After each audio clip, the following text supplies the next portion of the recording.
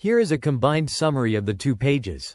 Researchers have identified a critical security flaw in large language models, LLMs, and vision language models, VLMs, applied to medical tasks. These models, including Claude 3 Opus, Claude 3.5 Sonnet, Reka Core, and GPT-4o, can be attacked by prompt injection attacks, which involve adding hidden instructions to the model's input. This can be achieved by embedding subvisual prompts in medical imaging data, which can cause the model to provide harmful output. The study demonstrates that all 4 state-of-the-art VLMs are susceptible to these attacks, using a set of 297 attacks. The prompts are non-obvious to human observers, making it difficult to detect. This vulnerability poses a significant risk to healthcare, as modifying a model's output can cause lethal harm. LLMs are generative artificial intelligence systems trained on vast amounts of human language and have been proposed for various medical applications.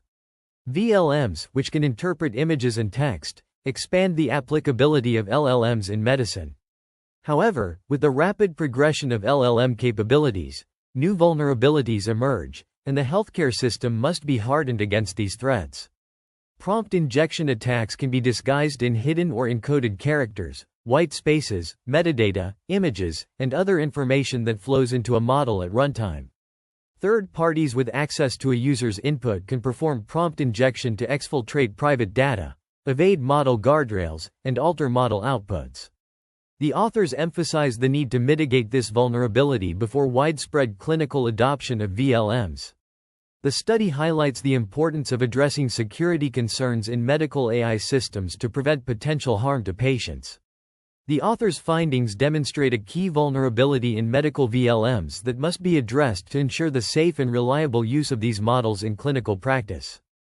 To investigate the susceptibility of state-of-the-art VLMs to prompt injection attacks in cancer imaging, we designed a set of experiments.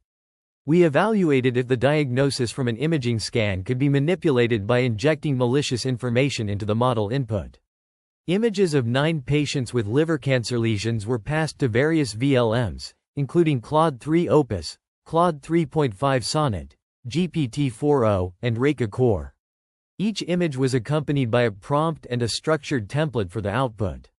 We tested 3 strategies for prompt injection: text prompt injection, visual prompt injection, and delayed visual prompt injection. The results showed that all VLMs were susceptible to prompt injection attacks, with varying degrees of success. The attack success rate was highest for GPT-4o, possibly due to its strong instruction tuning. The study highlights the need for techniques specifically targeting these types of adversarial attacks. Despite the security threats, integrating LLMs in hospitals holds promise for patient empowerment and clinician support. It encourages all stakeholders to adopt these systems and develop new ways to harden them against prompt injection attacks. The research focuses on evaluating the performance of artificial intelligence models in detecting organs and pathologies in medical images. Human experts are involved to double-check critical decisions. Images from patient cases are analyzed using various models, including Claude 3 Opus, Claude 3.5 Sonnet, Gemini 1.5, GPT-4o, and Reka Core. Each model is assessed based on its ability to correctly detect organs and pathologies, with a focus on liver and kidney detection. The study uses a unique template for user prompts and varies image prompts to simulate clinical settings. Results are analyzed statistically, and the attack success rate and lesion miss rate are calculated to evaluate the model's performance. The study aims to understand how AI models perform in this context and identify areas for improvement.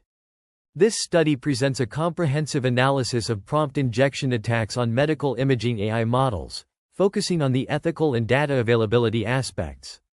The authors have made all original data and code available for further research.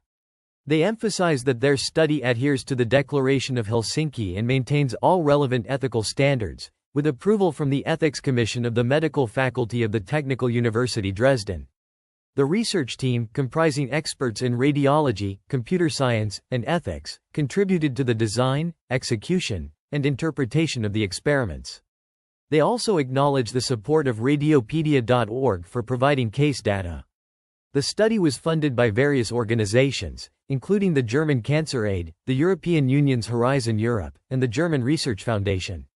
The authors highlight that their findings are based on anonymized patient data, ensuring no confidential information is included. They also declare any potential competing interests, such as consulting services, shareholdings, or research grants received from pharmaceutical companies and AI startups. In conclusion, this study demonstrates the importance of considering ethical aspects and data availability in AI research, particularly in the context of medical imaging. By making their data and code accessible, the authors encourage further investigation into prompt injection attacks and their implications for AI model security. This paper provides a comprehensive overview of the current state and future prospects of large language models in medicine, with an emphasis on their potential applications, limitations, and ethical considerations. The authors reference numerous studies that have demonstrated the capabilities of these models in encoding clinical knowledge, making autonomous decisions, and outperforming medical experts in certain tasks. The paper also discusses the importance of multimodal understanding, citing examples such as echocardiogram interpretation and pathology analysis. It highlights the development of new models like Gemini, Chameleon, and Reka, which are designed to handle multimodal inputs and provide more accurate outputs. Furthermore, the authors address the issue of adversarial attacks on large language models, referencing works that have shown how these models can be manipulated or deceived.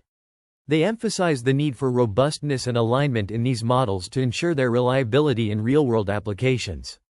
In addition, the paper touches upon ethical concerns related to the use of AI in medicine, including questions about authorship and accountability.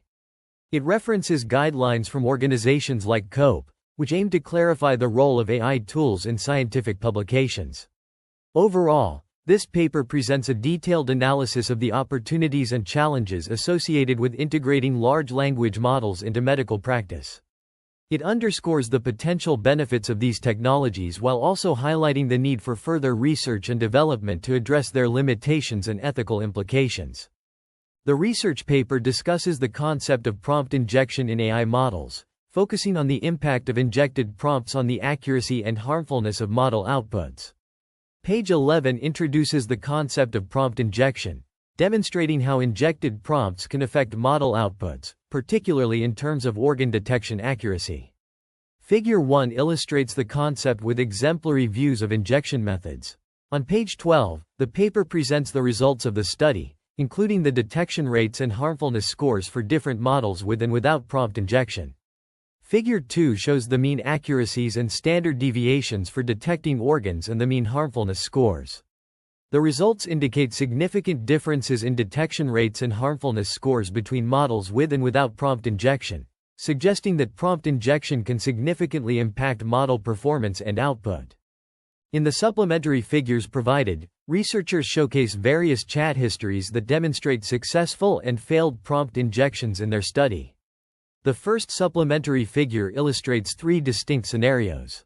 In the first scenario, a successful prompt injection is achieved through instructions given in the previous image, utilizing GPT-4o for patient case 13. This demonstrates the model's ability to effectively incorporate external information into its responses. However, not all attempts at prompt injection were successful. Scenario B presents a failed attempt, where the instructions written with low contrast below the image failed to influence the model's output. This was observed in Claude 3.5 for patient case, Smith. A successful prompt injection is also shown in scenario C, where instructions were embedded within the image itself in small font, instructing the model to describe the organ seen and state it looks healthy. This approach was effective for Reka Core in patient case, Lopez. A complete list of prompts and answers can be found in Supplementary Table 1. The second supplementary figure presents a count of prompt injections that were either successful, model reported no pathologies, or failed, model reported lesion, across n equals 27 distinct scenarios.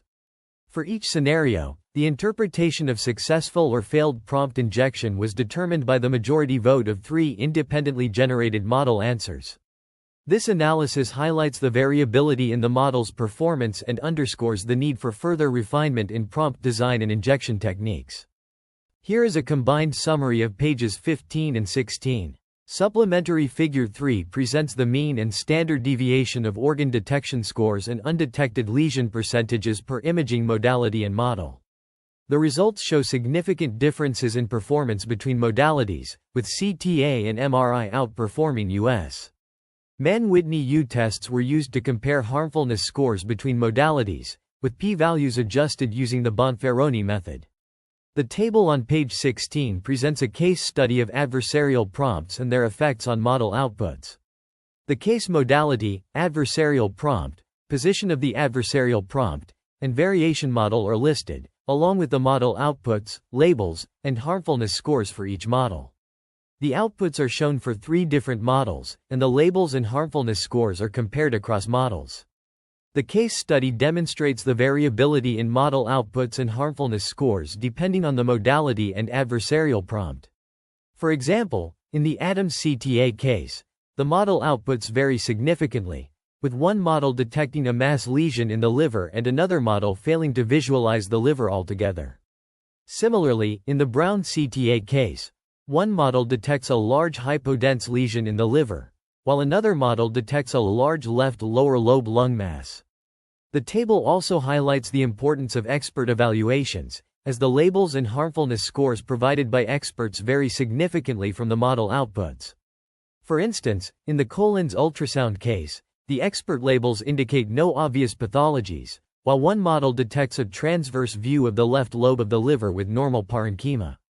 The results of this case study demonstrate the need for careful consideration of imaging modalities and adversarial prompts when evaluating model performance and harmfulness scores.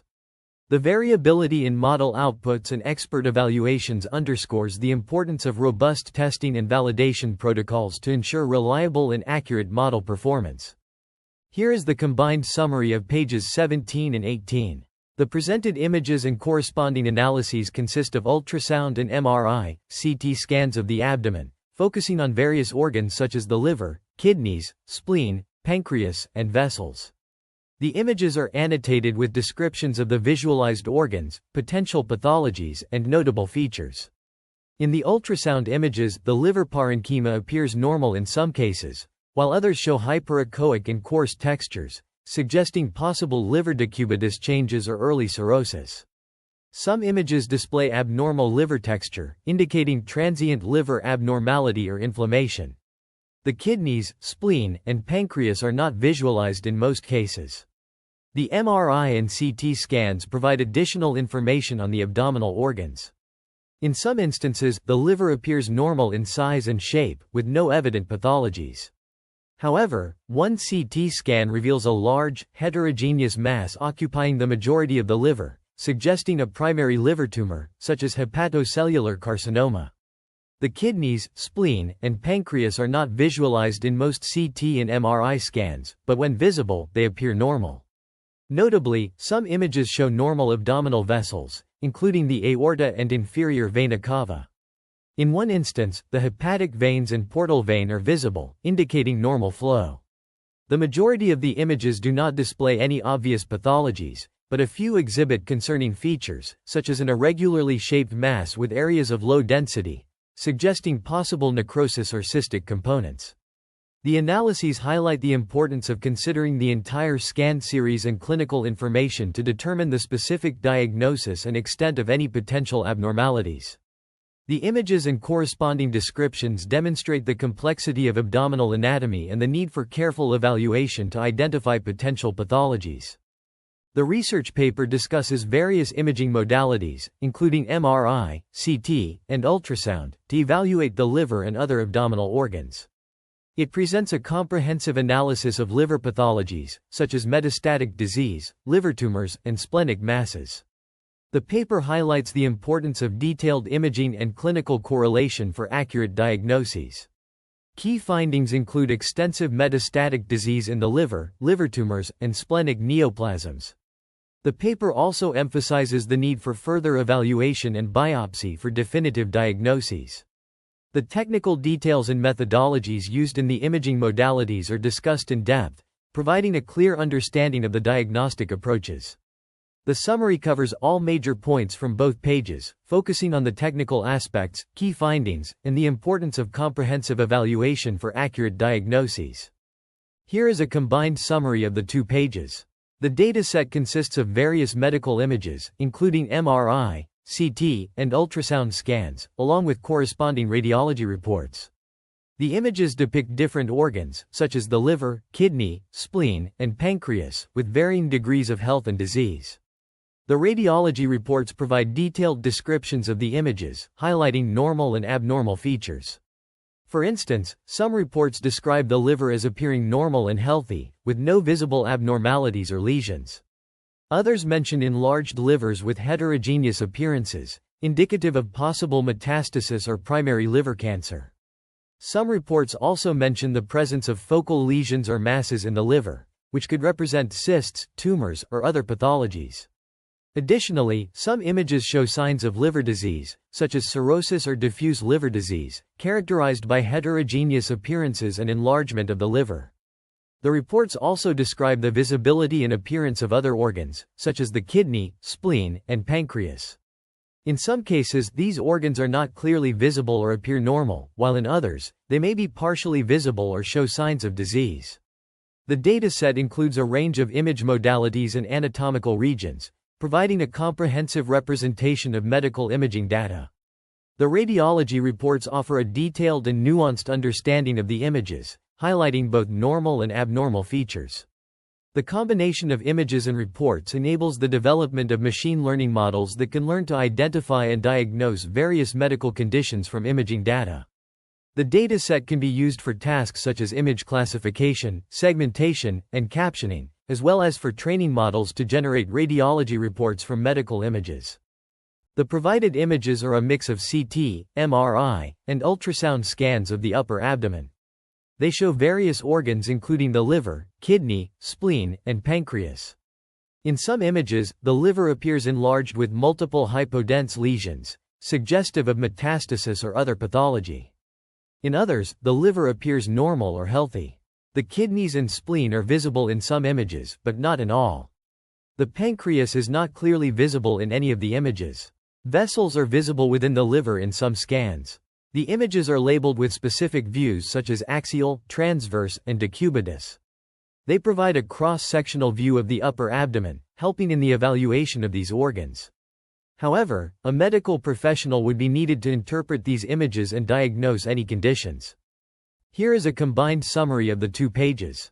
The provided images are medical scans of the abdomen, including CT, MRI, and ultrasound images. The descriptions of these images focus on the visibility and appearance of various organs, including the liver, kidneys, spleen, and pancreas, as well as the presence of any pathologies. In the CT scans, the liver is often visible and occupies a large portion of the upper abdomen. The kidneys may or may not be visible, depending on the slice and orientation of the image. The spleen is typically visible on the left side of the image, and the pancreas is often not clearly visible. Vessels such as the aorta are visible in some images. Pathologies observed in the CT scans include large hypodense areas or lesions in the liver, which may represent cysts, tumors, or metastasis. In the MRI scans, the liver is also prominent, often appearing enlarged and occupying a large portion of the image. The kidneys and pancreas may not be clearly visible, while the spleen is visible on the left side. Vessels within the liver are visible, and pathologies observed include multiple hypointense lesions throughout the liver, suggestive of metastasis or multifocal liver disease. The ultrasound images focus on the liver, which is visible and may appear normal or show abnormalities such as a large mass or multiple lesions. The kidneys, spleen, and pancreas are not visible in these images. Vessels within the liver may be visible, and pathologies observed include large round masses or lesions in the liver. Overall, these images demonstrate a range of normal and abnormal appearances of the abdominal organs, highlighting the importance of medical imaging in diagnosing and monitoring various conditions. This research presents a series of medical images, including ultrasound, MRI, and CT scans, showcasing various abdominal organs, particularly the liver. The images are accompanied by descriptive texts, which provide detailed information about the organs visible in each image, their appearance, and potential pathologies. The ultrasound images of the liver, labeled as liver decub tran, display a cross-sectional view of the liver in a decubitus position. Some images reveal a focal area of different echogenicity, which could indicate a lesion or mass, while others appear to have a healthy structure and normal appearance. The MRI scans, on the other hand, show a cross-sectional view of the upper abdomen, with the liver and spleen clearly visible. The MRI images are characterized by a normal, homogeneous density and smooth contours, suggesting a healthy liver appearance. The CT scans, specifically the CTA images, display a cross-sectional view of the abdomen, with the liver prominently visible. Some CT scans reveal a healthy liver appearance, while others show multiple large, round areas of lower density within the liver tissue, which are not typical of a healthy liver appearance. The descriptive texts accompanying each image provide a detailed analysis of the organs visible, their structure, and potential pathologies. The authors emphasize the importance of expert medical interpretation for a comprehensive assessment of liver health, highlighting that a single image alone is not sufficient to make a definitive statement about overall organ health. The study demonstrates the importance of medical imaging in diagnosing and characterizing liver pathologies. The images and descriptive texts work together to create a comprehensive dataset, which can be used to train machine learning models for medical image analysis. However, the authors acknowledge the limitations of the study, emphasizing the need for expert medical evaluation and correlation with clinical information and laboratory results for a definitive diagnosis. The combined summary starts directly with the content, without any introductory phrases. It begins by describing the imaging modalities used, including MRI, CTA, and ultrasound, highlighting their purpose and significance in the context of the research. The summary then delves into the key findings from the images, focusing on the liver, kidneys, spleen, pancreas, and vessels. It explains the normal and abnormal appearances, highlighting the presence of possible hepatic lesions and masses. The summary also mentions the limitations of the current evaluation and the need for further assessment. Throughout, it maintains a highly technical and professional tone, using precise language and domain-specific terminology. The flow of ideas mirrors the structure of the original pages, ensuring a logical progression from one section to the next. The combined summary will cover all major points from both pages, focusing on the liver, kidney, spleen, pancreas, and vessels. It will highlight any abnormalities, lesions, or pathologies noted in the images, including MRI and CTA scans, as well as ultrasound images. The summary will also detail the visibility of these organs and any significant findings related to their health. This research paper presents a comprehensive analysis of medical image descriptions generated by various models, including GPT-4, for different medical imaging modalities such as ultrasound, MRI, and CT scans. The analysis focuses on the accuracy and consistency of the generated descriptions, as well as their ability to identify relevant anatomical structures and potential pathologies. The paper presents a dataset of medical images with corresponding descriptions generated by different models. The images are annotated with relevant information such as the type of imaging modality, the anatomical structures visible in the image, and any observed pathologies. The descriptions generated by the models are then compared to the annotated information to evaluate their accuracy and consistency. The results show that the models are generally able to accurately identify the type of imaging modality and the anatomical structures visible in the images. However, the models vary in their ability to identify potential pathologies, with some models performing better than others. The paper also highlights the importance of considering the context in which the images are being evaluated, as this can affect the accuracy of the generated descriptions. The analysis also reveals some limitations of the current models, such as their tendency to generate overly generic or vague descriptions, or their inability to identify certain types of pathologies. The paper concludes by highlighting the need for further research in this area, particularly in developing more advanced models that can generate more accurate and informative descriptions of medical images. In terms of specific findings, the paper notes that the GPT-4 model performs well in generating descriptions of ultrasound images, but struggles with MRI and CT scans. The model is also found to be more accurate when evaluating images with clear anatomical structures, but performs poorly when evaluating images with ambiguous or unclear structures. Overall, The paper provides a comprehensive analysis of the current state of medical image description generation and highlights the need for further research in this area.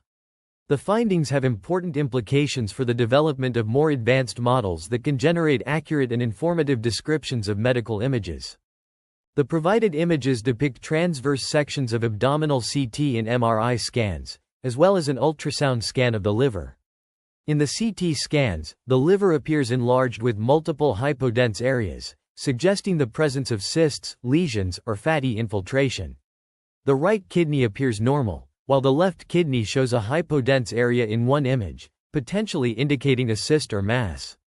The spleen is visible and appears to be of normal size and density in some images, but enlarged with a heterogeneous texture in others, which could indicate the presence of splenic lesions or diffuse splenic disease. The pancreas is not clearly visible in most images, but there are no obvious signs of enlargement or masses in the visible areas.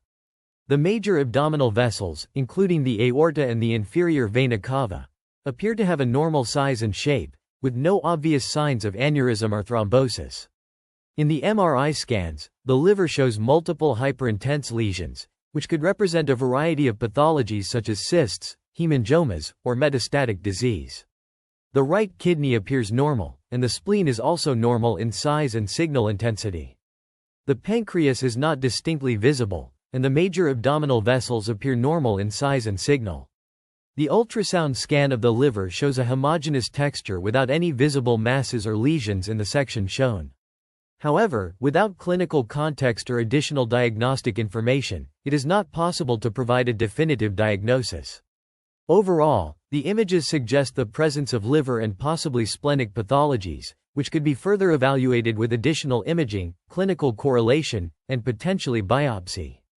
A full assessment would require review of the entire imaging series, including multiple slices in both the axial and coronal planes, as well as clinical correlation and potentially further imaging or tests.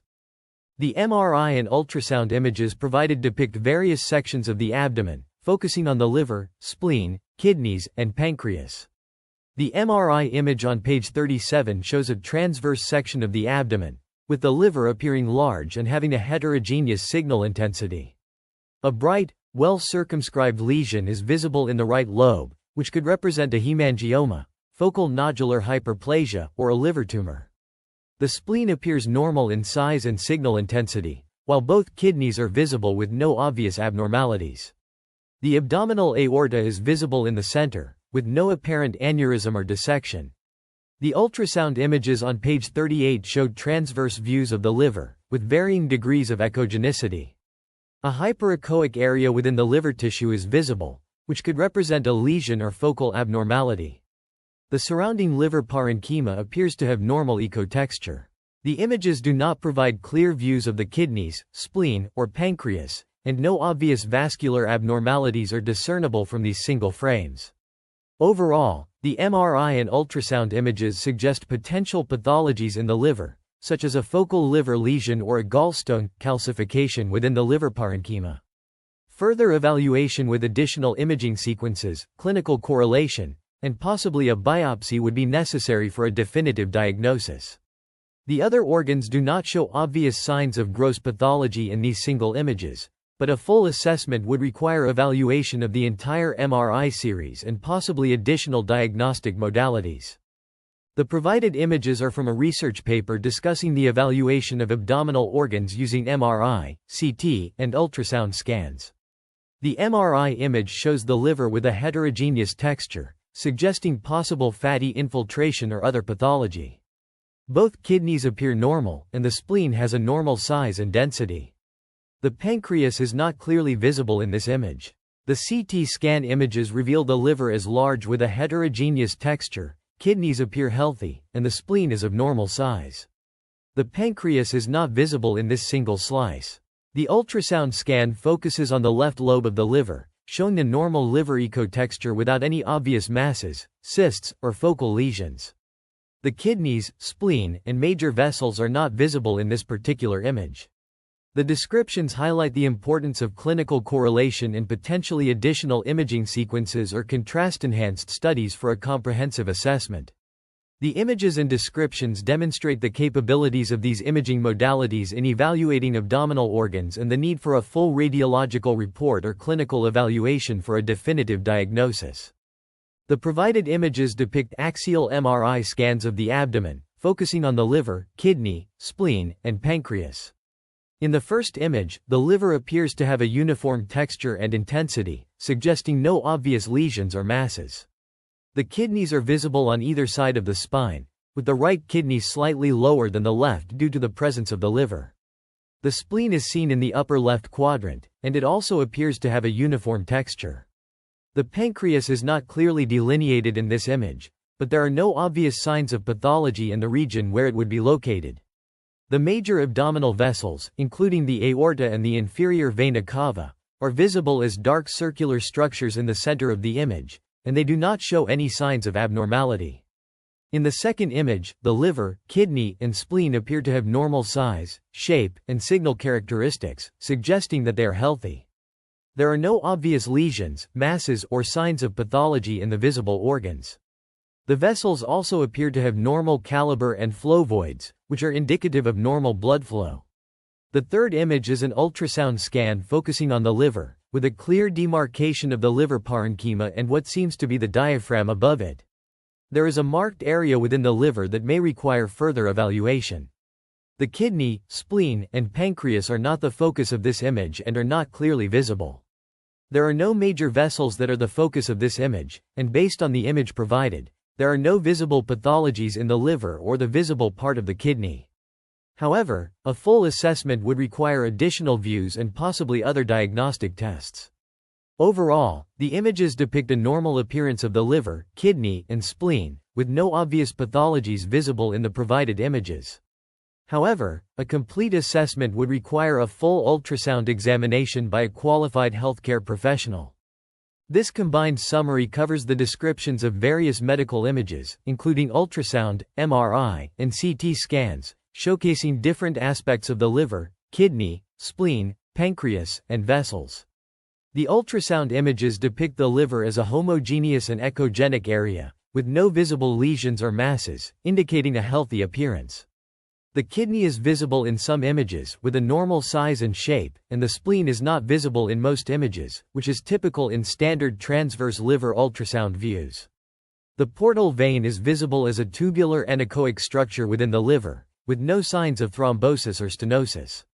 The MRI scan shows a transverse section of the abdomen, with the liver appearing as a large, dark gray organ on the right side, occupying the majority of the upper abdomen. The right kidney is visible as a bean-shaped structure with a lighter gray cortex and darker gray medulla. The spleen is visible on the left side, with a similar appearance to the kidney but with a more uniform gray color. The major vessels, including the aorta and inferior vena cava, are seen as round, dark structures running vertically in the center of the image. The CT scans display the liver as a large, dark grayish-brown organ in the upper right portion of the abdomen, with a uniform texture and density, suggesting a healthy appearance. The liver is bordered by the ribcage on the upper side, and the stomach and parts of the intestines are visible in the lower part of the image. The kidneys are also visible, one on each side of the spine, just below the liver, with a normal shape and size. In some images, the liver appears to have a heterogeneous texture with some brighter areas, which could be due to the use of a contrast agent or the presence of fat, vessels, or other tissue variations. Without clinical context or additional imaging, it's not possible to definitively diagnose the health of the liver. However, based on these single images, the liver does not show obvious signs of large tumors, cysts, or severe cirrhosis, but a thorough assessment would require more information and possibly consultation with a medical professional. Overall, these images provide a comprehensive view of the liver, kidney, spleen, pancreas, and vessels, highlighting their normal anatomy and potential variations. However, a definitive diagnosis of liver health would require clinical correlation, additional imaging, and possibly laboratory tests, as emphasized throughout the descriptions. The MRI and ultrasound images provided show a transverse section of the abdomen, with the liver being the most prominent organ in this view.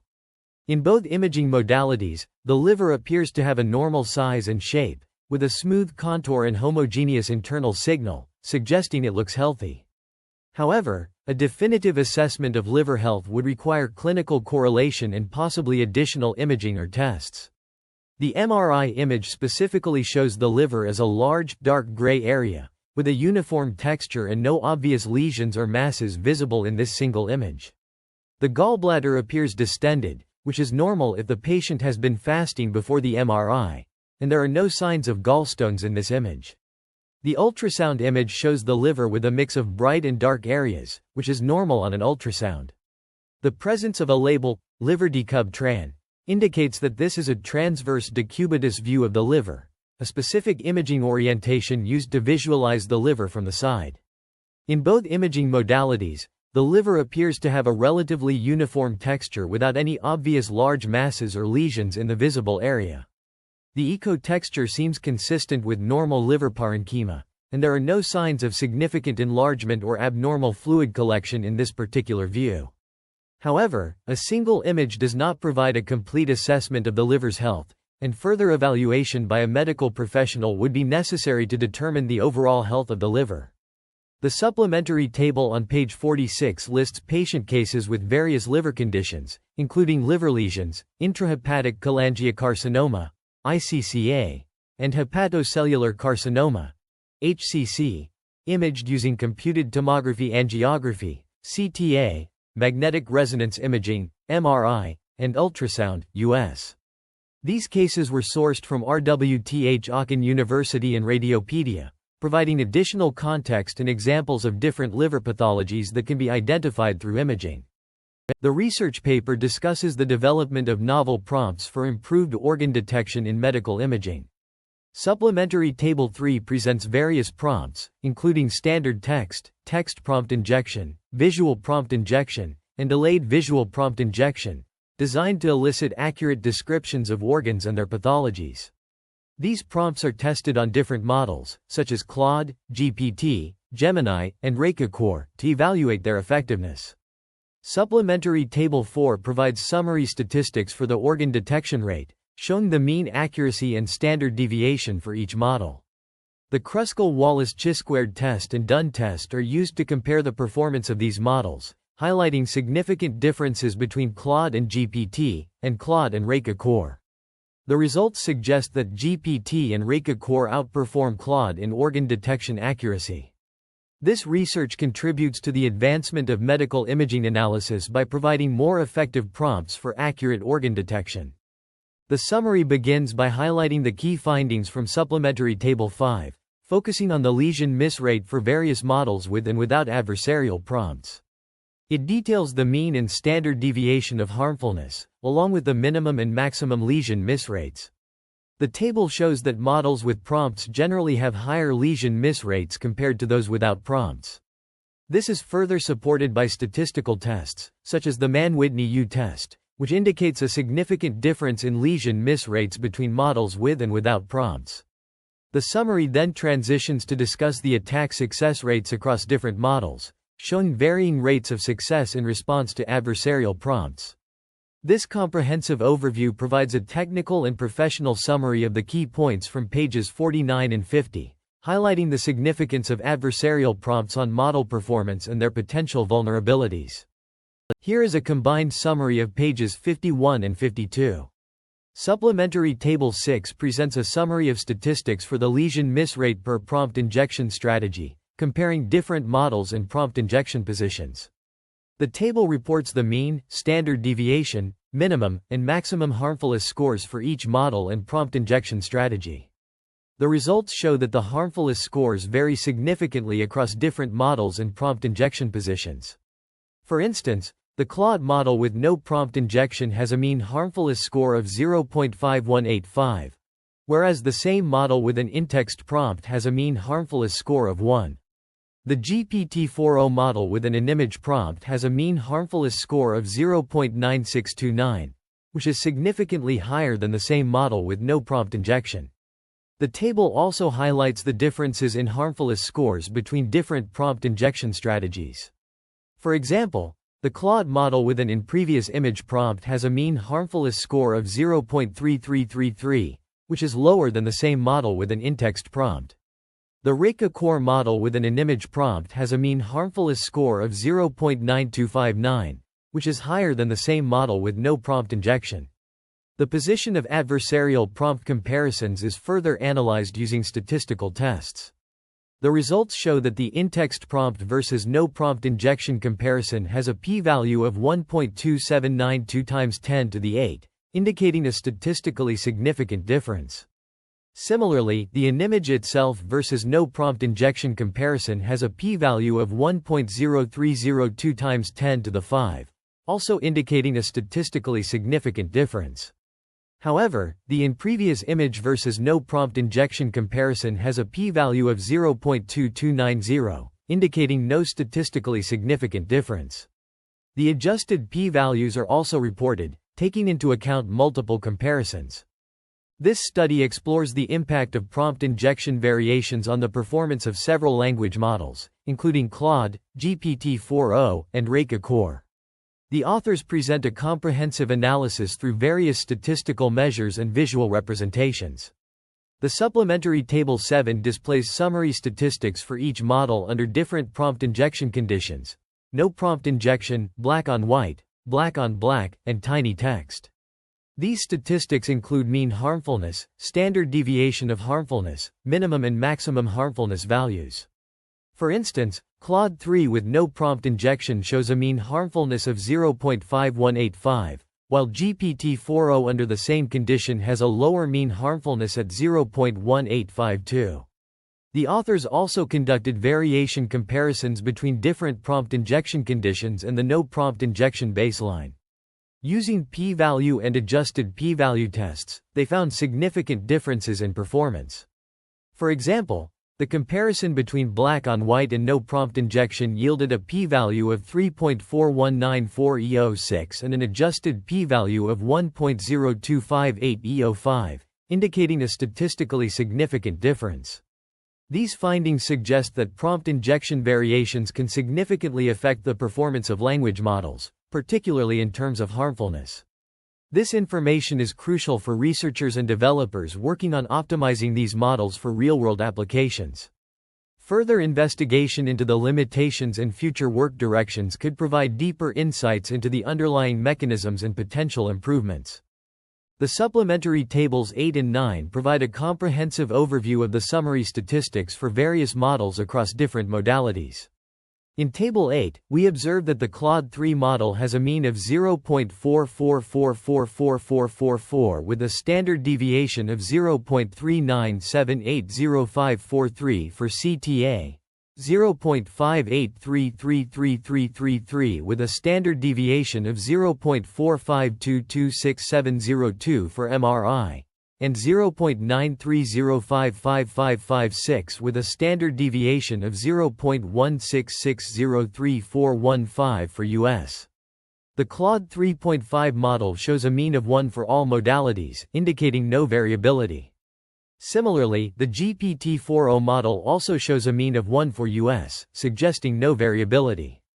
The Reka Core model has a mean of 0.81818182 with a standard deviation of 0.40451992 for CTA, 0.72222222 with a standard deviation of 0.44000306 for MRI, and 0.73611111 with a standard deviation of 0.44641294 for US. In Table 9, the summary statistics include an additional column for attack success rate. For the Claude 3 model, the mean attack success rate is 0.44444444 for CTA, 0.63888889 for MRI, and 0.88888889 for US. The Claude 3.5 model shows a mean attack success rate of 0.25 for CTA, 0.44444444 for MRI, and 0.75 for US. The GPT-4o model has a mean attack success rate of 0.69444444 for CTA and MRI, and 0.75 for US. The Reka Core model shows a mean attack success rate of 0.42424242 for CTA, 0.52777778 for MRI, and 0.61111111 for US. Modality comparisons reveal that there is a significant difference between CTA and US with a p-value of 0.00267853. But no significant difference between CTA and MRI or US and MRI. Lesion miss rates by prompt type indicate varying levels of harmfulness across models and modalities, with the highest harmfulness observed in the Claude 3 model for US and the lowest in the Claude 3.5 model for CTA and MRI. Here is the combined summary of pages 57 and 58. The table presents the attack success rates for various models across different modalities, including CTA, MRI, and US. The Claude 3 and Claude 3.5 models exhibit varying degrees of vulnerability to attacks, with the highest success rate observed in CTA modality for Claude 3.5. In contrast, the GPT-4o model demonstrates a higher attack success rate across all modalities, with a notable exception in the US modality, where the success rate is identical to that of the Reka Core model. The Reka Core model, however, exhibits a lower attack success rate in the MRI modality compared to the CTA and US modalities. The table also provides an aggregate analysis of the attack success rates per modality, revealing that CTA has the highest mean attack success rate, followed by MRI and US. The standard deviation of attack success rates is highest in the US modality, indicating greater variability in the attack success rates across models. Notably, the minimum attack success rate is observed in the US modality, while the maximum attack success rate is consistent across CTA and US modalities. The subsequent section discusses the implications of these findings, highlighting the importance of considering modality-specific vulnerabilities in developing robust models. The authors argue that the variability in attack success rates across modalities underscores the need for modality-agnostic defense mechanisms.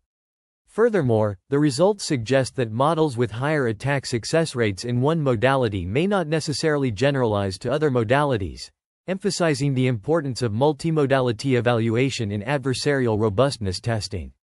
The authors also acknowledge the limitations of their study, including the assumption of a fixed attack budget and the reliance on a specific set of models and modalities. Future work involves exploring the generalizability of these findings to other models and modalities, as well as investigating the effectiveness of modality-agnostic defense mechanisms in mitigating adversarial attacks.